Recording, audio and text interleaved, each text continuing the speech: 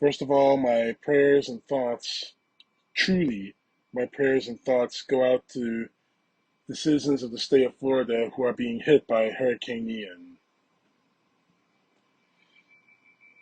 Now, here's the thing. The hurricane may have stopped the January 6th hearing on Wednesday night, September 28th, but the legal hell Donald Trump is in is getting worse. Per Salon.com, this article explains it perfectly. Trump's legal troubles mount as Oath Keepers plan to throw him under the bus at sedition trial. This was written by Amanda Marconti. With Hurricane Ian bearing down on Florida, it's completely understandable why the January 6th House Committee investigating the insurrection postponed Wednesday's hearing. No new date has been scheduled, though it will be coming soon. It is likely to be another doozy of a hearing. As Heather Digby Parton notes, the word is that the committee will focus heavily on the role of longtime Donald Trump confidant Roger Stone and the role he played in planning and executing the Capitol riot. But even without the January 6th hearing to provoke Trump's ravings on social media, Trump has a lot of legal problems to sweat this week. That's because jury selection began for the trial of Oath Keepers head Stewart Rhodes and 4 other members of his far-right militia. The Oath Keepers, as with the Proud Boys, are both heavily linked to Stone and were both central to the Capitol insurrection. The Department of Justice has a treasure trove of evidence against the Oath Keepers. 2 members charged with seditious conspiracy have already struck deals with pleading guilty and cooperating with prosecutors. In addition, the government has a motherlode of text messages between group members that not only showcase their planning, but also their links to Stone and other people in Trump's orbit. Unable to deny that they were up their necks in seditious conspirating, the 5 Oath Keepers are going to trial with a novel defense, blaming Donald Trump for telling them to do it. Now, this is a New York Times report, I'm quoting. They intend to tell the jury that when armed teams of Oath Keepers made plans to rush into Washington from Virginia on January 6, 2021, they believed that they would be following legal orders from the president himself, unquote. And of course, the president himself at that time being, of course, him. Because they claimed they were acting on orders from Trump, the defendants planned to argue that they had believed that the insurrection was legal. While it's questionable that they actually thought secret planning on a deadly assault on the U.S. Capitol was legal, there is a mountain of public evidence already that the Oath Keepers, as well as the Proud Boys, had every reason to believe they were acting on Trump's orders. Trump did go on the national television during the 2020 debate with Joe Biden and instruct the Proud Boys to stand back and stand by. Call him. Give me a name. Give me a white name. Supremacists and Who would white you like me to condemn? White supremacists and white Proud militia. Boys, stand back and stand by. But Newly released video footage shows Stone raving on the day before Election Day, "Fuck the voting," quoting him, "Fuck the voting, let's get right to the violence." The violence. The voting. Let's get right to the violence. Let's get right to it. The Oath Keepers kept steady contact with Stone and knew full well that he was in regular contact with Trump, who communicated Stone's sentence for previous crimes committed in defense of Trump. Former White House aide Cassie Hutchinson testified that on January 6, Trump showed every sign that he planned to join the Oath Keepers and other insurrectionists and was stopped only by a Secret Service agent. So far, no evidence has been made public that Trump directly instructed Oath Keepers or Proud Boys or used a conduit like Stone to offer direct instructions. It would certainly bolster the Oath Keepers' case if the communications existed, but as Trump's former fixer, Michael Cohen, testified to Congress on 2019, Trump is very talented in making his own desires known to his followers without giving direct orders which could be used in court against them. Like Cohen, the Oath Keepers may be another group of Trump's sycophants who insinuated what he wanted and acted on his applied command without realizing it means they could go to prison while Donald Trump skates away scot-free.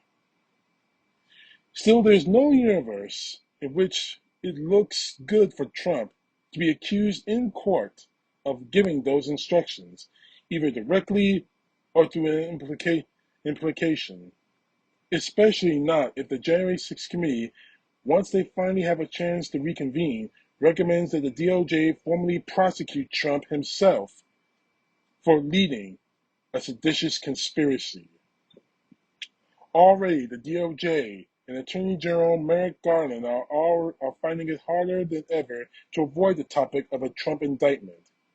He's refused for months to return classified documents he illegally took from the government until the FBI was forced to raid Mar-a-Lago to retrieve them. Then Trump and his legal team decided, as is Trump's habit, to hit back as hard as possible against the DOJ, making unsuitable threats of violence and filing lawsuits to impede the DOJ's work. At first, it seemed it might have worked, with a Trump-appointed judge in Florida. No, Mama! Eve was weak. No! Eve was weak. No! Eve was weak. Say it. No, Glenn. Mama! Say it. Blocking the investigation and forcing the DOJ to agree to a special master to review the documents before letting the DOJ repossess them. But the Trump team's celebrations didn't last long. The appeals court threw out the canned decision with harsh words for shoddy argued legal reasoning. On top of that, the special master, Brooklyn Judge Raymond Desir, isn't actually helping the Trump case. He has shut down most of Trump's arguments that he has every right to hold on to these documents and has demanded evidence for Trump's false accusations that he had been framed. CNN reported Tuesday that Trump has already sidelined his top lawyer, former Florida Solicitor General Chris Kyles. Kyles was hired with great fanfare just a few weeks ago, a seemingly rebuttal to widespread reports that Trump has been scraping the bottom of the barrel for representation. Part of the issue is that Trump is a nightmare client, but also, and more importantly, he has a reputation for not paying his legal fees. Kyles fixed the problem by reportedly collecting $3 million up front, which Trump likely paid without too much of a fuss because he found a way to use his leadership PAC to pay his legal bills. Pushing Kyles off the team handling the classified documents scandal is a strong sign that Trump thinks things are not going well for him.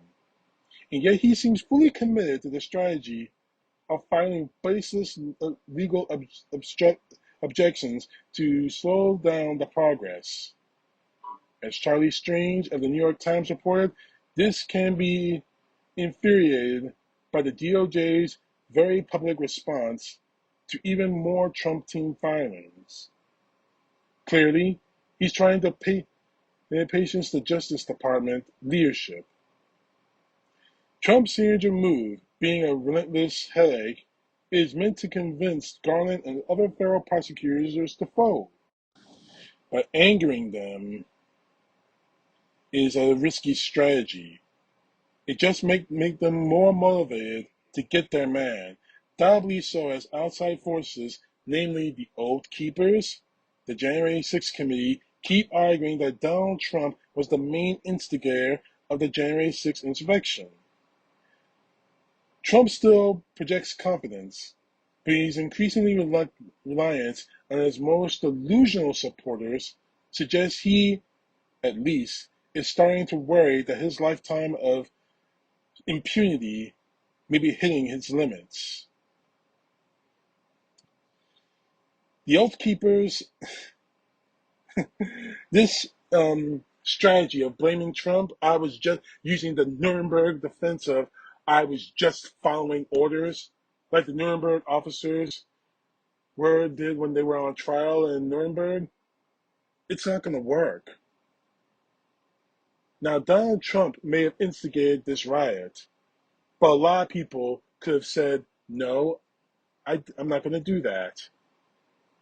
But then you got Adolf Hitler's main man, and yes, I am calling Donald Trump Adolf Hitler, his main man, Roger Stone, who looks like Mr. Magoo, actually acting like a jackass and saying, fuck the votes.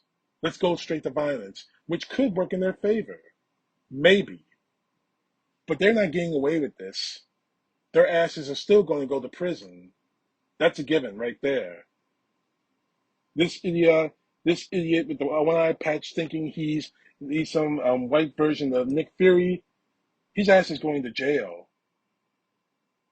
Stuart Rhodes, a Yale graduate, jackass who could have done anything in his life, he's going to prison. Oh, you can bet your bottom dollar on that. But so should Donald Trump. CTP, know the truth. God bless. Peace to the left, justice to the right.